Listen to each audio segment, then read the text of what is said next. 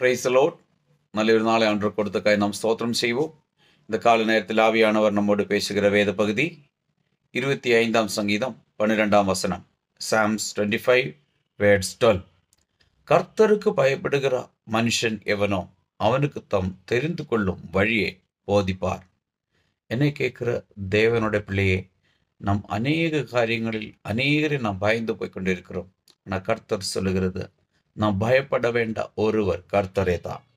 அந்த கர்த்தரை நாம் பயப்படும் பொழுது நிச்சயமா நமக்கு நடக்க வேண்ட வழியை அவர் நமக்கு போதிப்பார், சொல்லி தருவார், நம்மளோடு கூட இருப்பார். நம்மளுக்கு அது ஒரு பெரிய ஆசீர்வாதம், மகிழ்ச்சியும், வாசல்கள் திறக்கப்படுகிறதுமாயிருக்கும். இதுவரைக்கும் நாம் அப்படி செய்யாமல் இருந்தால் இன்னையிலிருந்து அதுக்காய் நாம் ஆயத்தமாவோம். அப்பொழுது நம்முடைய காரியங்கள் வாய்க்கச் செய்யும். சோர்ந்து போவாதே, கலங்காதே, திகையாதே, எழும்புங்க.